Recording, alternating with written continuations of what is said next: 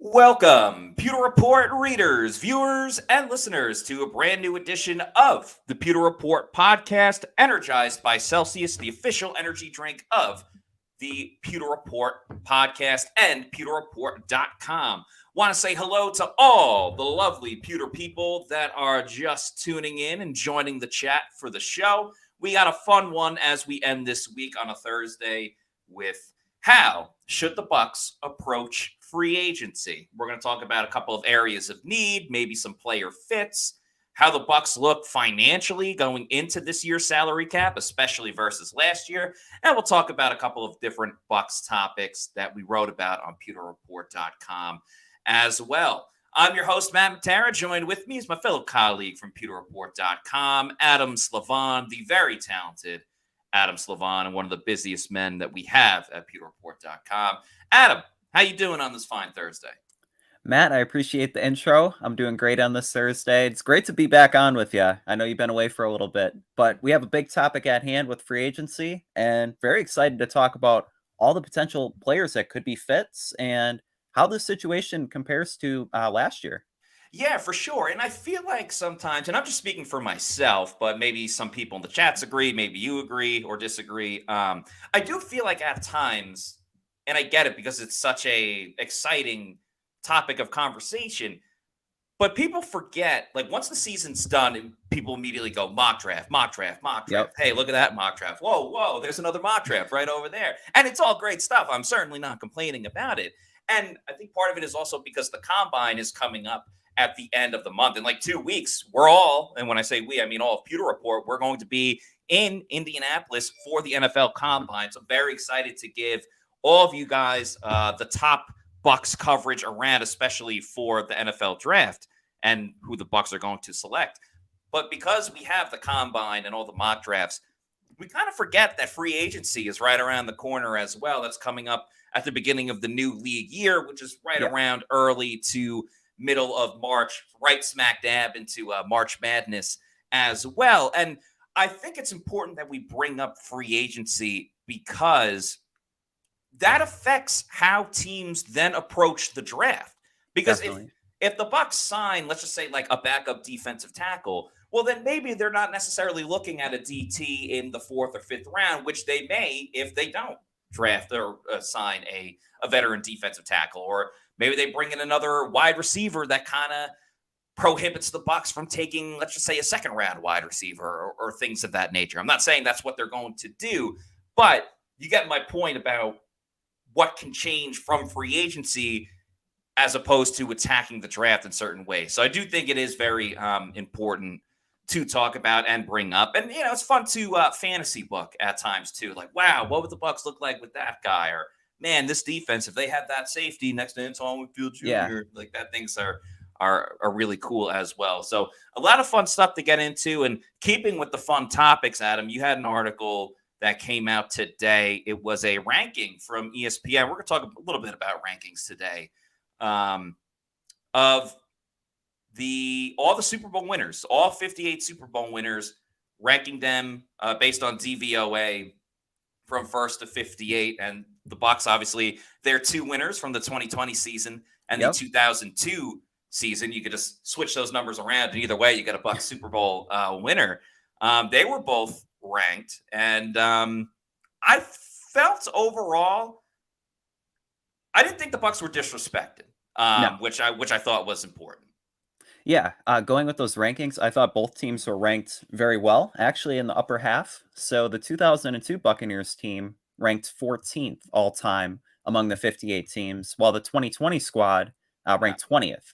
So maybe the 2002 team, I'd argue, could be a little bit higher just based on how historic that defense was and how great the 2002 Super Bowl was for the Bucs. The 48-21 win over the Raiders and all the contributions that they had.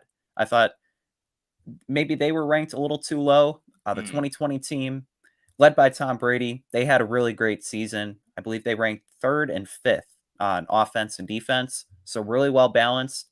But overall, yeah, the ratings they weren't disrespected, and those were two great seasons. So while all the focus is on maybe next season, the free agency, the draft, you also have to remember the good times and Tom Brady hoisting up the the Lombardi there. That's a good time. Bucs fans should always remember. Yeah, I think it's important to appreciate the good times in the moment when you're in them because sometimes they very much can be fleeting. I mean, I don't think I have to remind Bucks fans what happened after they won in 2002. It was quite a while before they found success again, and really, it wasn't until they won that Super Bowl in 2020. And this is a silly hypothetical, but I feel like being a silly goose right now. So let's have at it. What if you took the Bucks 2020 offense with Tom Brady, with Mike Evans, the whole team, and you paired that with the Bucks 2002 defense with Warren Best team Sapp ever, man. and Derek Brooks?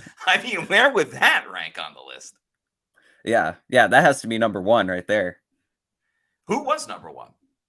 Number one was the 1991 Washington Redskins, followed by the 1985 Chicago Bears, obviously for their defense. So, I mean, come on. I get it. The Bears, the 1985 Bears. It's all everybody can talk about. We don't talk enough about the 1985 Bears. Yes, They had Walter Payton, but that was a declining Walter Payton. I mean, I don't know. Just the fridge? I mean... Right, but I don't know. They strike me as another, and I wasn't alive. Neither of us were alive in 1985. I don't think the Bears' offense was really that good. I think they were just predicated. Like Jim McMahon. Yeah. They know who the quarterback is, but that he wasn't like a all-pro type of quarterback. I do wonder as well. This was kind of like a present topic. Bruce Arians spoke about it recently. The further we go on and the more we see the greatness of Patrick Mahomes, which we're seeing it in present day with what he just did, the more Mahomes wins, I think the more it validates what Tampa Bay did to him in that 31-9 Super Bowl. So in Tampa Bay, which again is historic in that sense of it as well. I do wonder, and again, more teams will win, the rankings will get higher and things like that. I do wonder if the better this current Chiefs run gets into, if that can almost help the 2020 Bucs case a little bit. I think when you look go ahead. 10 years down the line, you're going to rank the 2020 team maybe just as high, if not higher than the 2002 team. Yeah. If Mahomes, let's say, and the Chiefs, they win another 3-4 Super Bowls over the next 7-8 years. I mean, you're looking at that 2020 team in a way different light. Yeah, absolutely. And I thought you brought up a really good point in the article as well. When you said that a lot of people remember the 85 Bears, of course, and the first Ravens Super Bowl, that defense with Ray Lewis and Tony Saragusa, RIP. Let's remember, Ed Reed was not on that first Super Bowl winning team. A lot of people forget about that Ed Reed, I think, was still at the U at the time. Yeah. So I do hope at some point that maybe we can kind of look at it again, because I think that Bucs defense from 2002 should be looked at as a little more important and on the same level as that Bears team and as that Ravens team that could maybe bump them up from 14 to, I don't know, maybe get into that top 10. And then same thing with the 2020 Bucs where, okay, where were they at 20? Maybe bump them into 15 or something like that based on, one, how they kicked ass in that Super Bowl. Two, whose ass they kicked in that Super Bowl, and the greatness of that team as well. So just a fun little topic to talk about. We're in the offseason now, so I think we're going to be serious about a lot of things when it comes to the Bucs. I think it's also fun to have these little exercises of, we're not trying to be first takeover here. How does Mike Evans compare to LeBron James in terms of his importance to a team? Yep. We're not trying to first take it by any means, but I think it's fun to have these hypothetical conversations and discussions as well. As Richard Taroka says, but Matt, which era would that game take place in, 2020 or 2002? That's a great point. Is a heck of a point there, Richard, because let's also remember that 2020 Super Bowl that the Bucs won. Maybe it's a little bit of the Tom Brady effect, but they got a lot of calls their way, especially on that last drive of the first half that ended in an Antonio Brown touchdown. Now, if it takes place in 2002, you still like that you have Brady because he played it in that type of era, but you love that you have that Bucs 2002 defense. I I think it also kind of helps the Bucs in 2002 because Mike Evans is a pretty damn physical receiver. And how many times have we seen Mike get flagged for offensive pass interference for being a little too physical with the guy? I also think Chris Godwin is more of a physical receiver as well. Ryan Jensen loves to bash skulls. Ndamukong Suh, we know, can be very physical of nature. And I don't think a lot of people are going to push around Vita Vea as well. What would you pick? Man, putting him in 2002, I think, would be just a lot of fun because it was a different style of play back then, too. Like you mentioned, the physicality being different and the rules were different, too. And you mentioned like how maybe the Bucs got some calls their way in 2020. You bring it back to 2002, a lot of the things aren't being called. So seeing that, I think, would be awesome. And one more point I had on the teams we were discussing. So the 2002 Buccaneers, when you look at like the best defenses of all time, I was looking at a list, a lot of them, like the 1966 Packers, the 1975 Steelers. But modern day, it's really the Ravens, the Buccaneers, and you can argue the Legion of Boom Seahawks. Those are maybe the greatest defenses in this century. So that further brings home the point, as offenses keep getting more advanced, it's really hard to have that historic defense. And that Bucs team of 2002 really had it.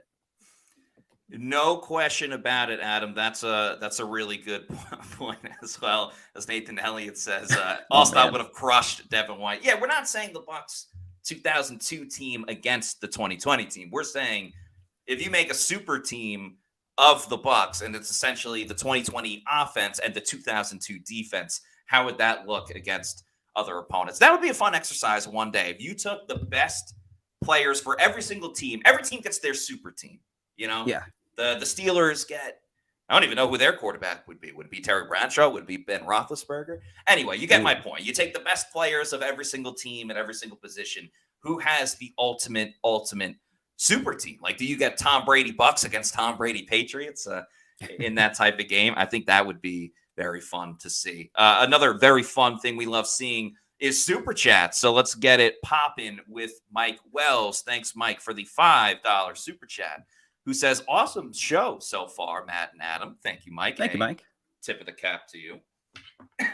Do you guys think there's a chance we could bring back Jordan Whitehead at safety? Also, would love to get Noah Fant at tight end. So tight end thing we definitely will be talking about. As for Jordan Whitehead, I understand the overall love and ideology of bringing back Jordan Whitehead. Oh, he was on that Super Bowl winning team. He had a lot of interceptions last season. He had 4 interceptions for the Jets, but let's also remember that 3 of those came in the first game of the season on Monday Night Football against Josh Allen and the Bills. The Bucs wanted Jordan Whitehead to return when he was a free agent with the Bucs. The Jets just gave him an offer to the point where the Bucs had to go, hey, we like you, but we're not going to pay you that. Now, Whitehead kind of is getting phased out a little bit with the Jets. They got another guy, Tony Adams, who was an undrafted free agent that's kind of taking over that role at safety that the Jets like to implement. And it's not like Whitehead wasn't an impact player for the Jets, but again, contracts and money, if you can get a guy to do the same job or even better for cheaper, that's just the way that the NFL goes.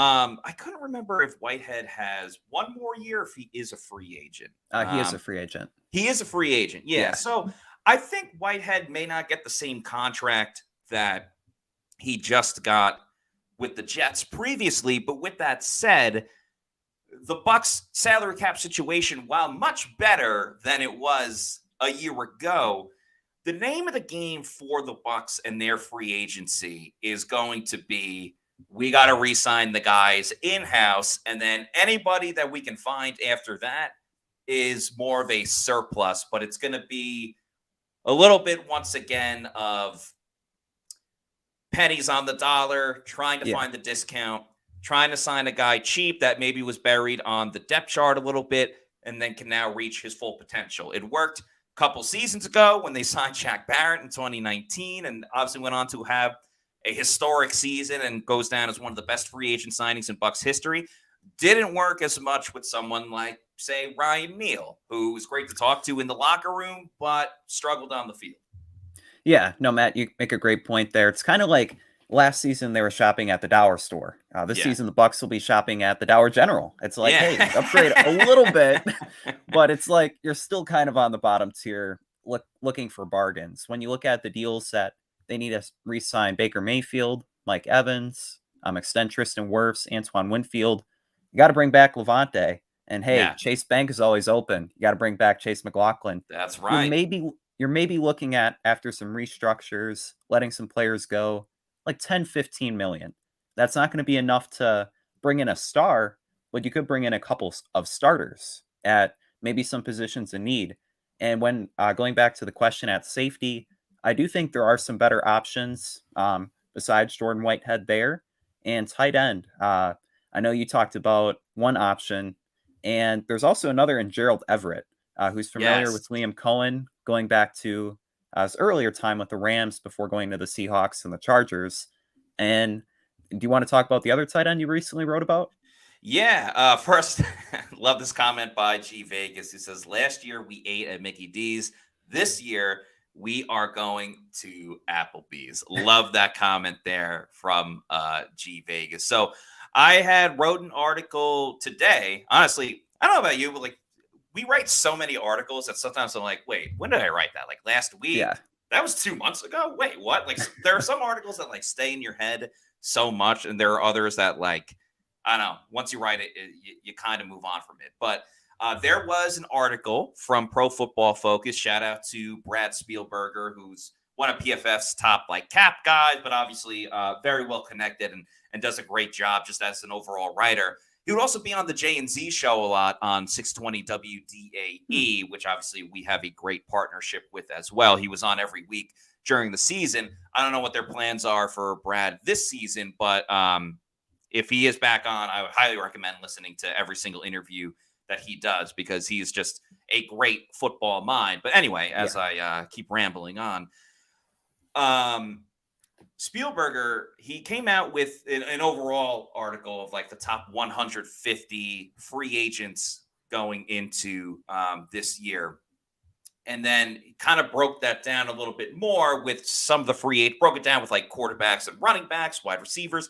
Anyway, so there was one article about, I think it was running backs and tight ends. And obviously talking about the tight end position, spoke about a former Miami Dolphin player, was with the Patriots last season. That was Mike Gesicki, who spent a number of seasons with the Dolphins and spent last year with the Patriots. So has stayed in the AFC East for all of his career. But he had a nice little matching with Gesicki and the Buccaneers as a potential free agent fit for this offseason. He'd be relatively inexpensive once again, and I'm going to put the article in the chat for everybody.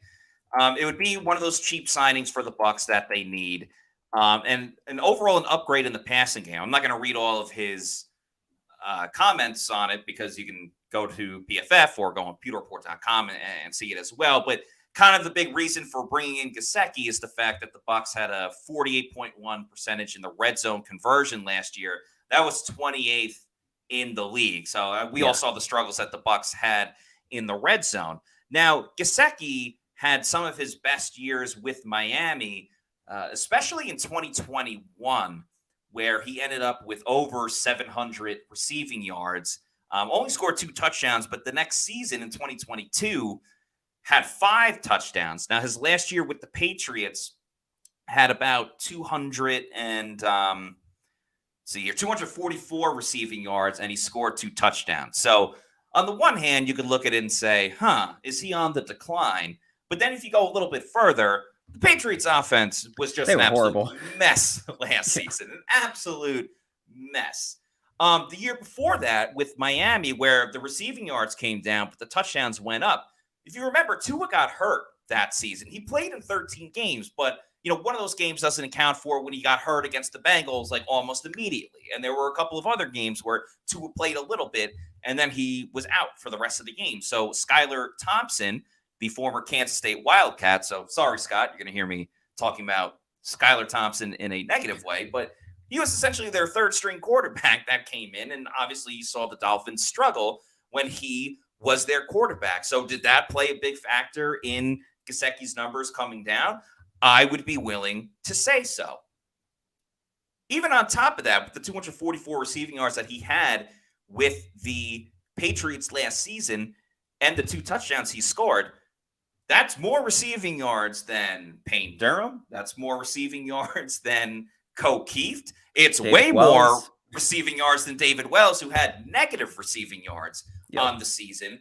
And that's more touchdowns than all of those guys combined, because Colt Keeft, who only had 1 catch on the season, I may add, had 1 touchdown on a play action play at the goal line. So, yeah, you look at those numbers and you're like, don't love that. Don't love seeing that.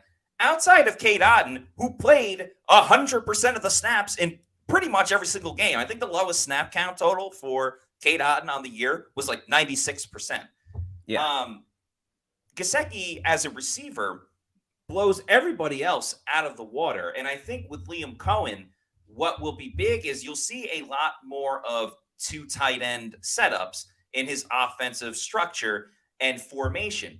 I like Cade Otton, don't love him, and I think he's better suited as a tight end too. But if you bring in 2 guys that can play a tight end too, you piece it together and you get like maybe a slightly below average tight end 1. But I think it's important for the Bucs to add an extra big body, because Brad Spielberger goes on to say that Gesicki, and I'm paraphrasing here, can kind of take that Cam Brate role that Brate had with the Bucs, who was with the team for years, and obviously he was on the decline in 2022, his last season with the Bucs.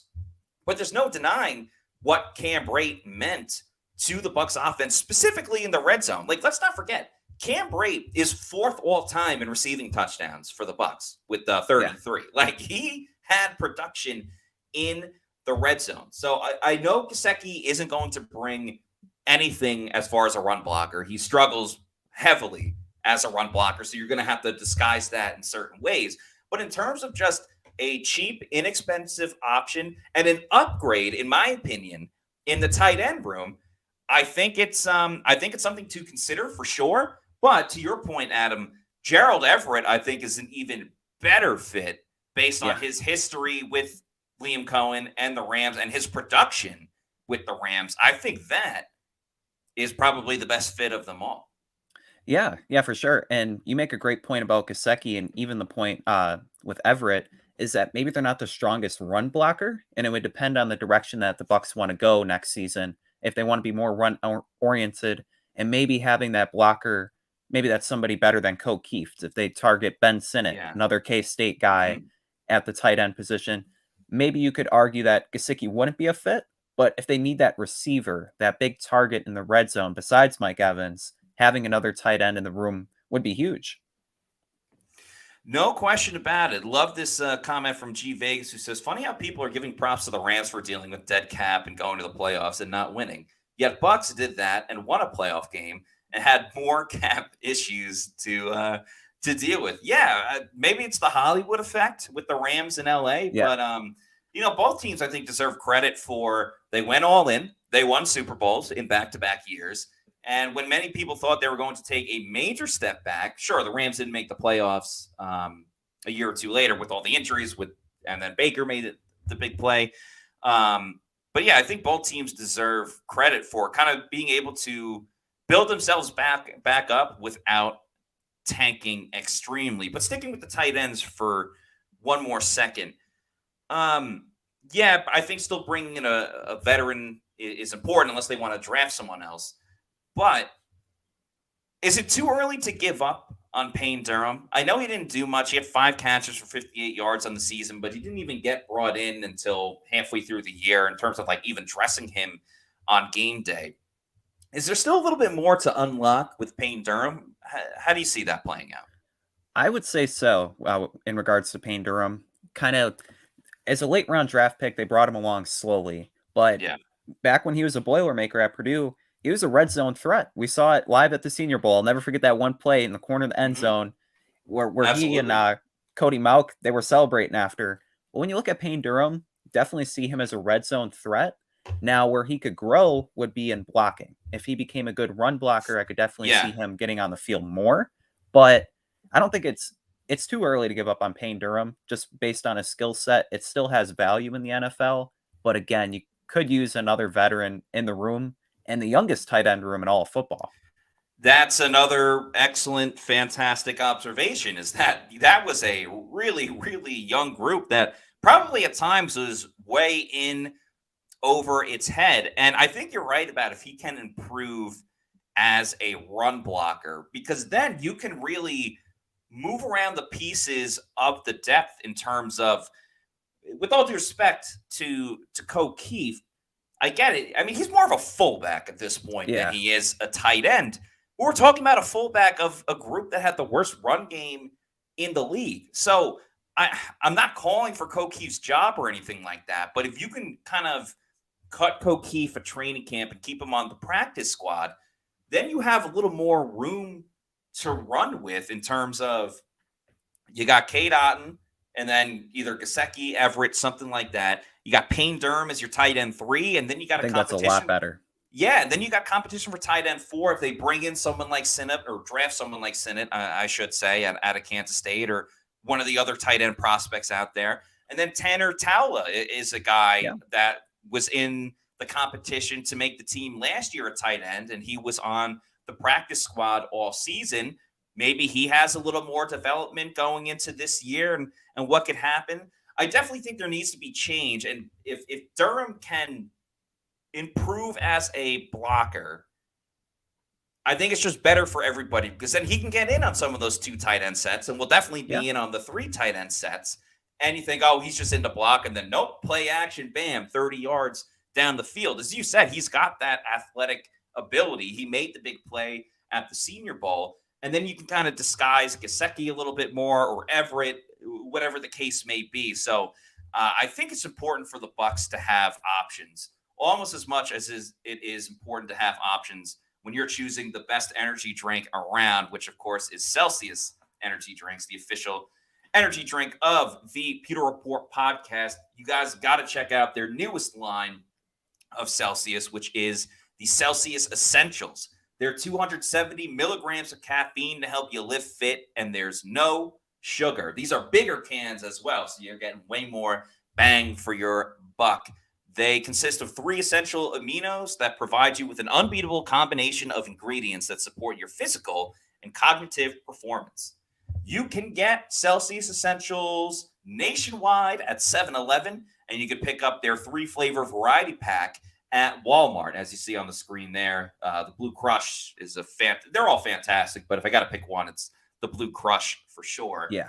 And they're rolling out nationwide to select retailers, and sooner rather than later, you can pick them up over at Amazon. So whether it's the Celsius Essentials, or maybe some of the OG flavors, the cucumber lime, the Fuji apple pear, sparkling orange, tropical vibe, peach vibe, and of course my favorite, the Arctic vibe. Regardless of what flavor of Celsius it is, go to the Celsius website, punch in your address, and it'll tell you the closest geographical location where you could pick one up.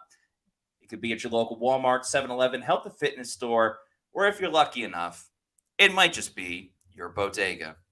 Bodega. That was good. That was deep. That was deep. I liked it. And once you keep going to your bodega and you want to get it in bulk, that's when you head on over to Amazon. Get the variety pack. That's variety, the spice of life. And you could have Celsius shipped to your place of residence whenever you want. Could be a week, month, quarterly, yearly. You're in charge. You're the captain. Just make sure you're drinking Celsius energy drinks, the official energy drink of PewterReport.com. All right, a lot of good discussions about the tight ends. Let's look at a little bigger picture for the Bucs and their free agency. So going into this right now, I believe with players off the books and things of that nature, Bucs have around $47 million in cap space to deal with. With that said, there are other restructures, cuts, different things of that nature that they can do to increase that cap space. I believe Josh Capo had written in an article recently, you can get all the way up to like $67 million Yeah. in cap space, which obviously would be pretty big. I think Russell Gage obviously is one of the top targets that unfortunately could be no longer on the Bucs roster going into this season. The Shaq Barrett thing is dicey because they're not really saving a ton of money by letting No. go of Shaq. It's more of just opening up a roster spot and saving them more money down the road. So that would be an interesting tightrope to walk for sure. But at least I think overall it's obviously better that they're going to have more cap space, but to me, I think it's just a lot more of can they re-sign Antoine Field Jr., Baker, Mike Evans, and things of those nature. Yeah, and there's a couple comments pointing out the cap space will actually increase based on the Yes. salary cap rising for next season too. So it won't be official yet until the new league year begins, but hey, more money helps. And in the Bucks case, they really need to bring back all five big free agents, as you mentioned, with Yeah. Mayfield, Evans, things of that nature. Another move that they could make is getting rid of Carlton Davis Jr. or Yeah. Carlton Davis III. Third. Yeah. Because that would save, I think, 7-8 million, Mhm. which would help. But then again, you have to find a second cornerback is that Zion McCollum? Does Zion McCollum slide to safety? Yeah. The pieces will start falling in free agency in March. And then the draft, you have to look at, are there players available that could maybe fit that role? Cameron Kinchins, who we saw at the Senior Bowl, Mhm. Tyler Nubin, Golden Gopher, could pair with Antoine Another Winfield Minnesota. Jr. Yeah, up there in Minnesota. But there's a couple safety options to consider there. I did want to ask you about the edge position, and there's Yeah. one guy that you know better than probably everyone watching, Mhm. Bryce Huff from the New York Jets. Had 10 sacks last year. Josh Capo wrote about him and maybe commanding like a $15 million a year contract. Mhm. That could be too rich for the Bucs, but do you see him being a fit in Tampa Bay? So to talk about his contract, I would say 15 million is out of the Bucks price range, which is unfortunate because I really like Bryce Huff as a player. What's tricky with Bryce Huff specifically in free agency is that he essentially had a part-time role with the Jets, and his story's really cool. He was an undrafted free agent and became without question, the Jets' best pass rusher. With that said, they specifically only put him in, second and long situations and third downs. Also, with that being said, you knew what he was going to do, and he got the job done over and over and over again. Yeah.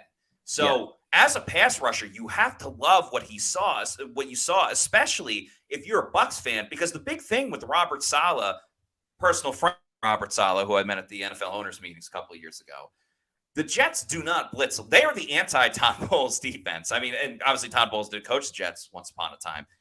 Robert Saleh's Jets defense does not blitz. They get home with their pass rushers up front, with Quinnen Williams, the defensive tackle, with Jermaine Johnson, who played at Florida State on the edge, and Bryce Huff on the edge as well.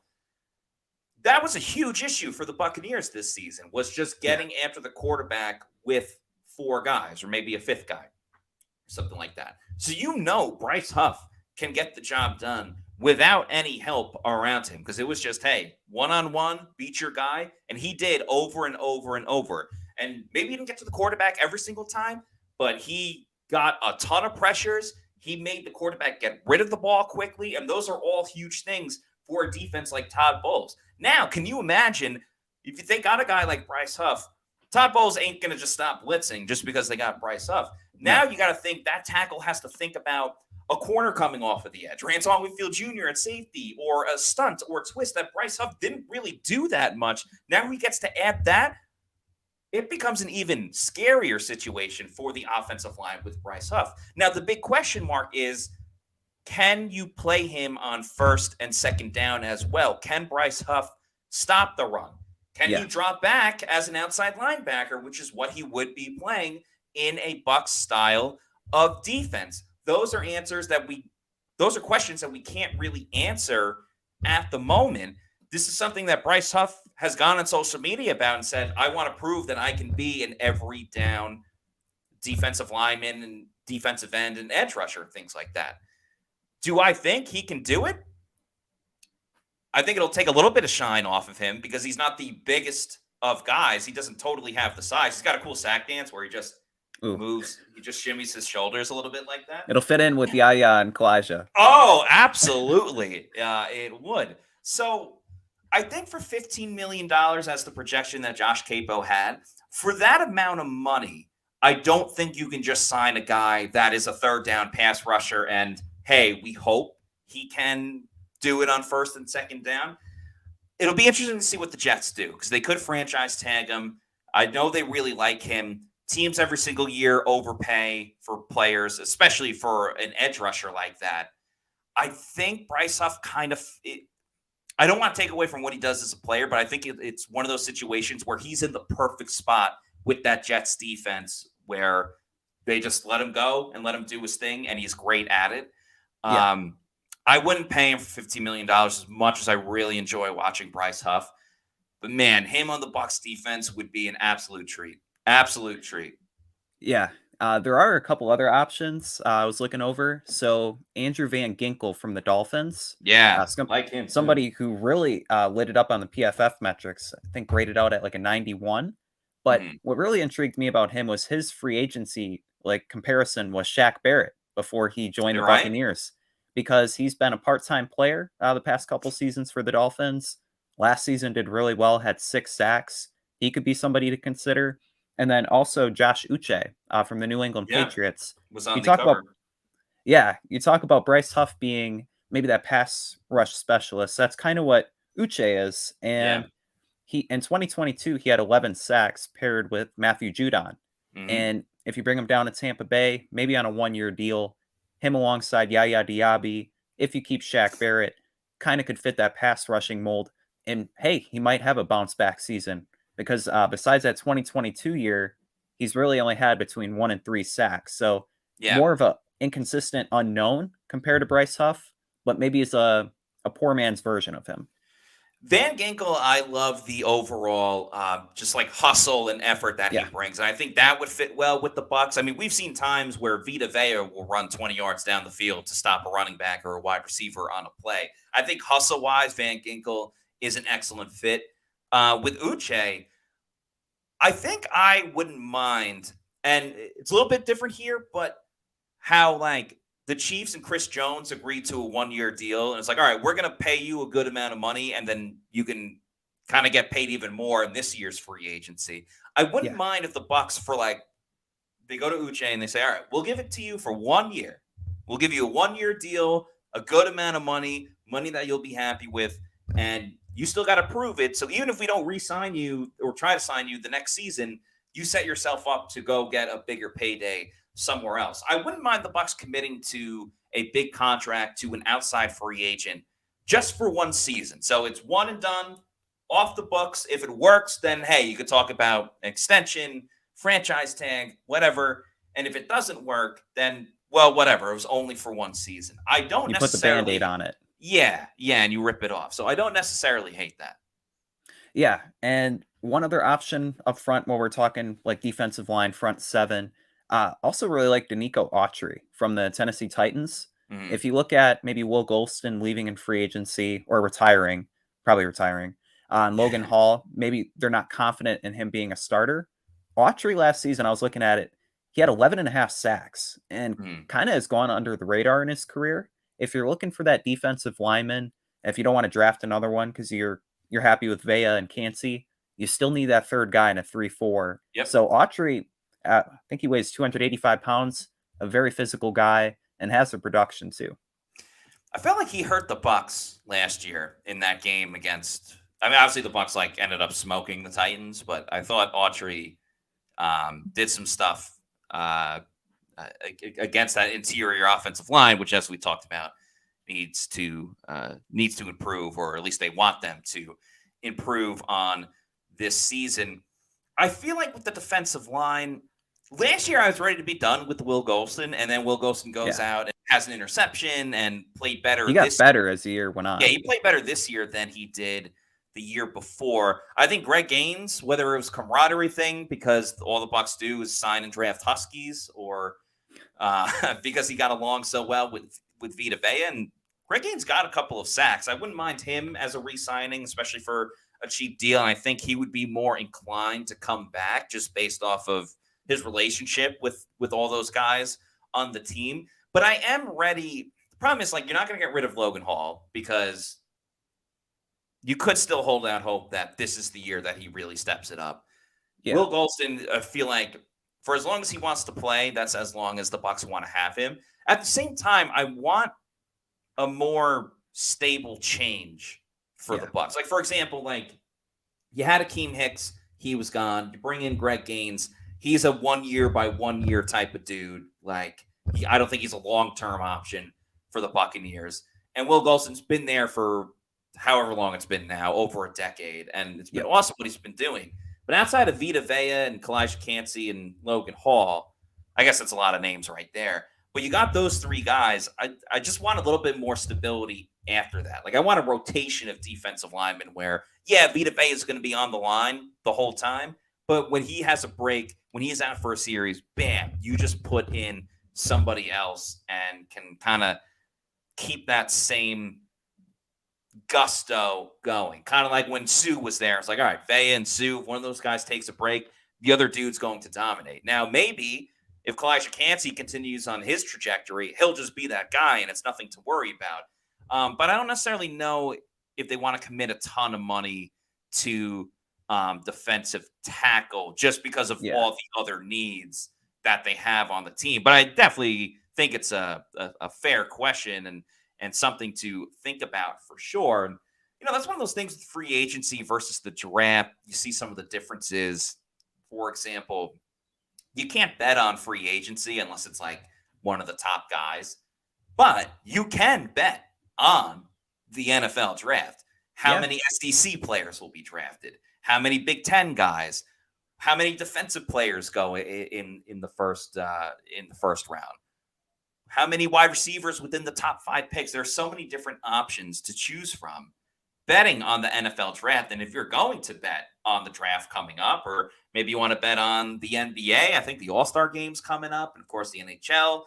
Baseball just got spring training underway, so you can bet on baseball sooner rather than later. Whatever you're going to bet on, make sure you go and do it over at mybookie.ag. And when you do, when you sign up, use that promo code Pewter, that's PEWTER, get a first deposit bonus, a welcoming bonus, when you sign up with mybookie.ag. So you're just getting free money in your account, absolutely free, just by signing up and using the promo code Pewter.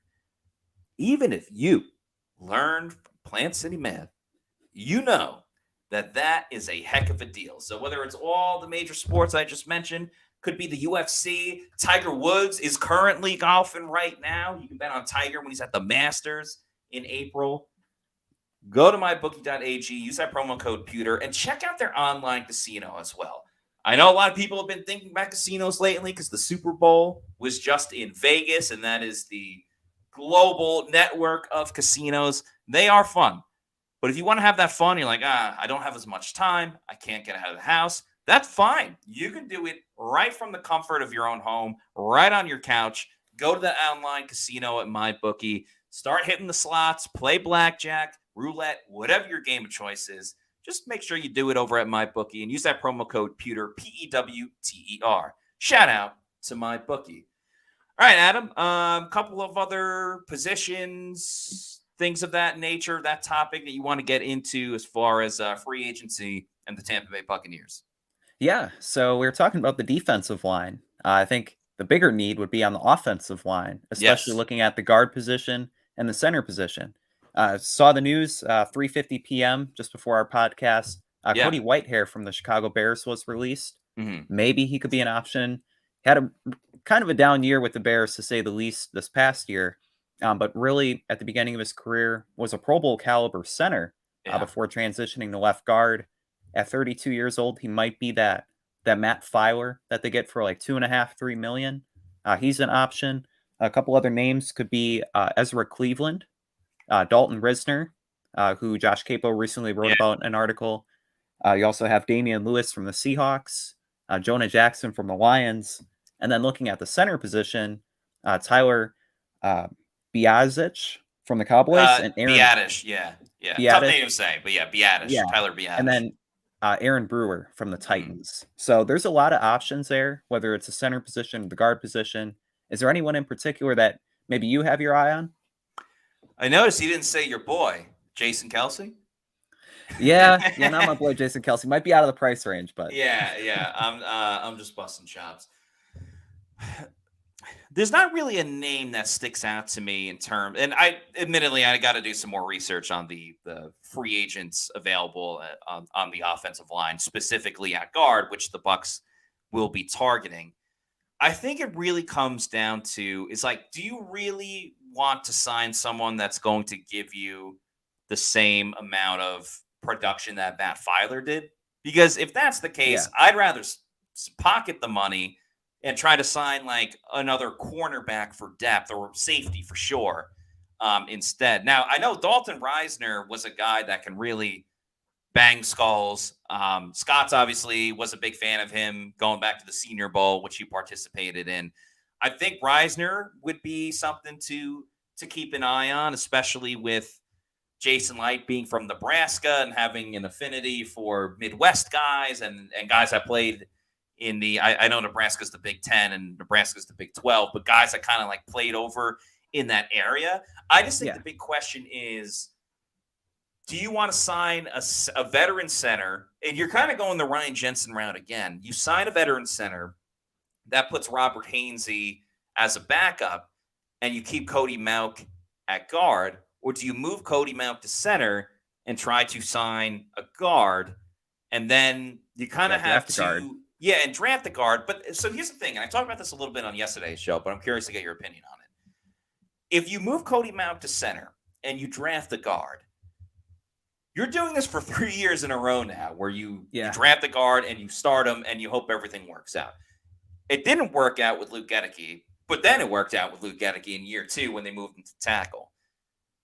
Cody Mauch is at a good spot right now in terms of what he did as a rookie. Sure, there were some growing pains, but overall, I think we're all in agreement he was steps ahead as a starting guard than Luke Goedeke was when Goedeke started at guard.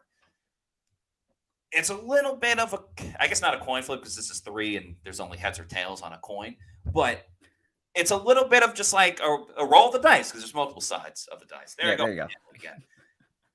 I personally would think it's better to sign a veteran center, a guy that you trust a little bit more, and keep the development of Mauch at guard versus move Mauch to a new position in year 2, and then you bring in a veteran or you draft a rookie, excuse me, and you're kind of back at square one, except for 2 inexperienced guys at one position than just one. But what do you think?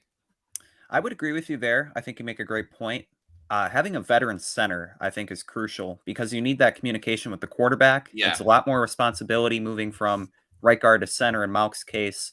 And I think he profiles better as a guard just based on his athleticism. He's able to get out in space, especially in a zone blocking scheme. And let's say the Bucs round 1 pick 26 to go with like Graham Barton from Duke. Put him at left guard. You have Cody Mauch at right guard. You have like Tristan Wirfs, Barton, and maybe a veteran center. You have like rookies in between veterans. And I think that it'll gel a lot better than just having a rookie center or like a second year center, a rookie guard, and maybe a veteran guard. So I think the path for the Bucs would be getting a center, like the guy from the Cowboys or Aaron Brewer from the Titans. Yeah. And then getting a rookie guard. I think it'll go a lot better that way. I'm totally with you on that for sure.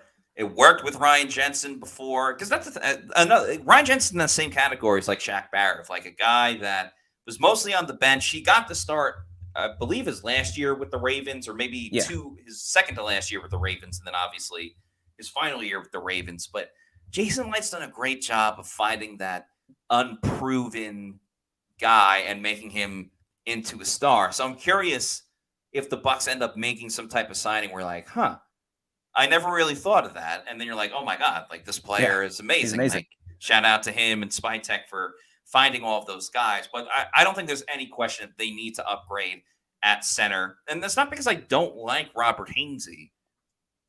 I love him as a backup center, a guy where, oh, this guy's out for week 15. Haynes is going to come in. You go, okay, all right, no problem. Like, sure, you Like take a that little bit of a sixth step. offensive lineman.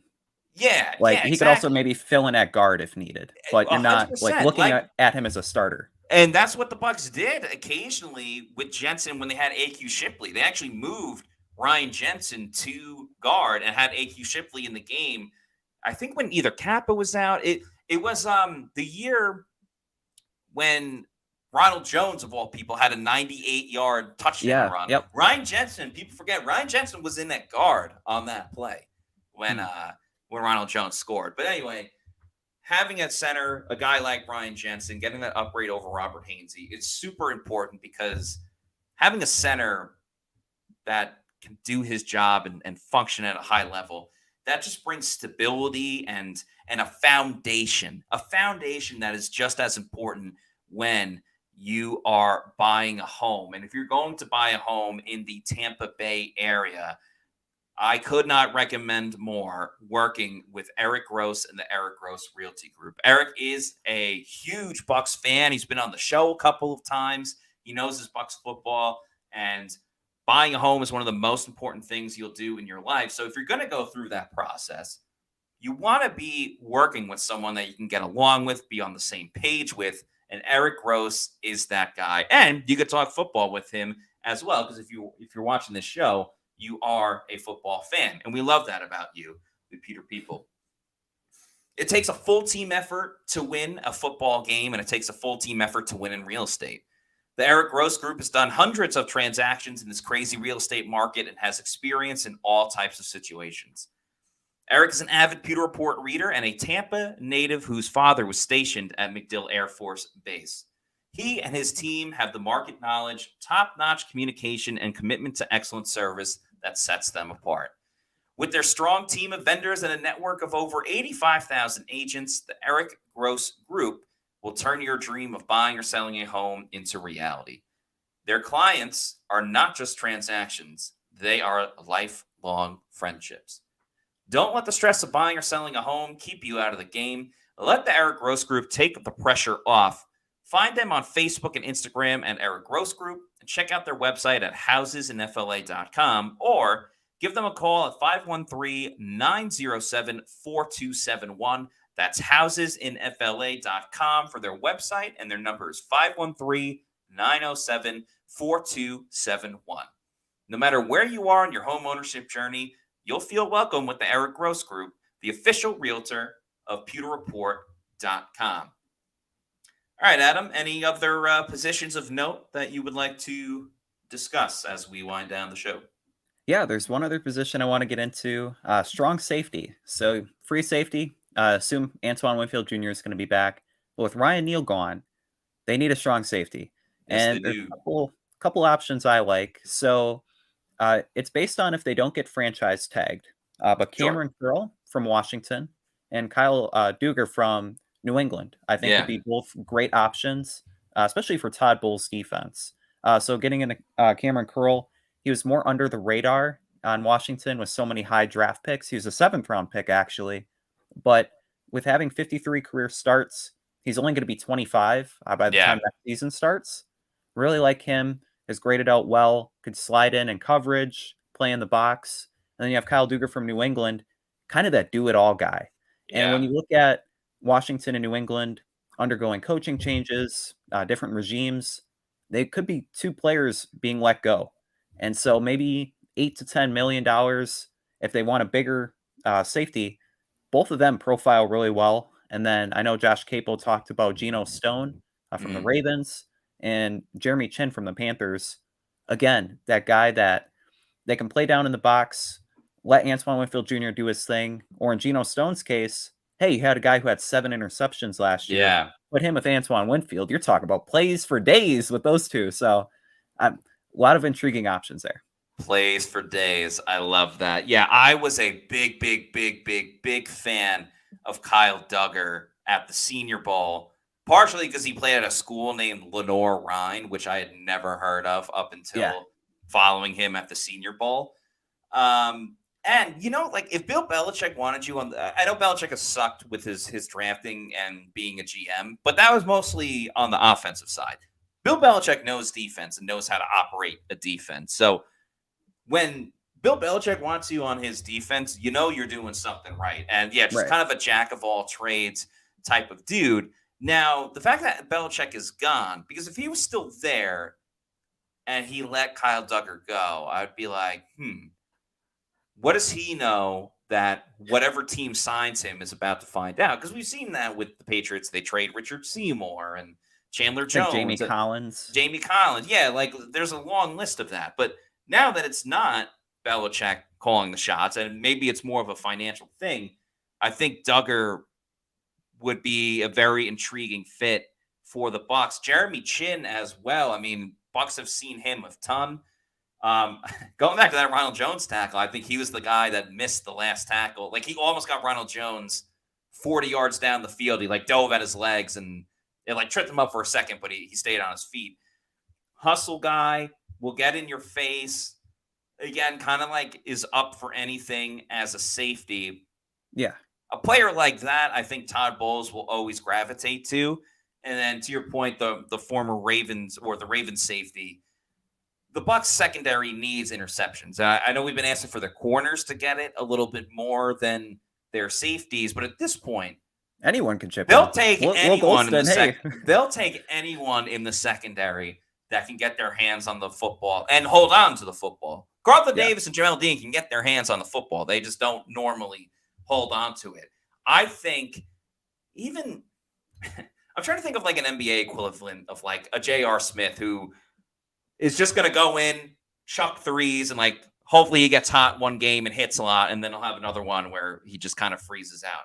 I wouldn't mind the Bucs trying to sign a ball hawking defensive back, whether it's corner, whether it's safety, and you know what?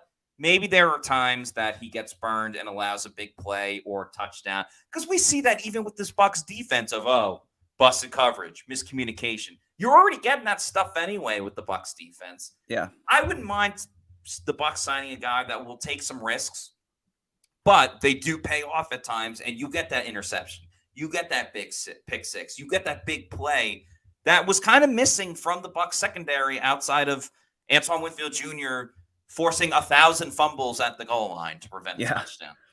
Yeah, I think that's what the Bucs defense really misses this last season was that Mike Edwards, that Jordan Whitehead. I mean, there's arguments to be made why the Bucs could bring back one of those players because they need that. I'm going to be thinking of who would be a J.R. Smith equivalent, but somebody that can make those plays because besides Antoine Winfield Jr., there wasn't a lot of plays made on the defensive side.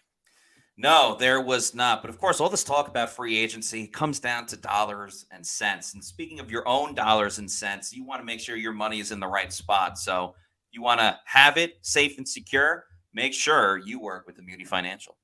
At Muni Financial, we help you live in the now. Dude, congratulations. We're so happy for you. Thank you. And even though the now may feel very different, you still need to plan for the future.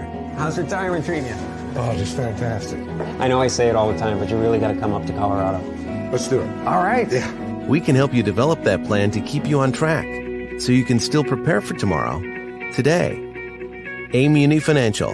Plan ahead, stay ahead.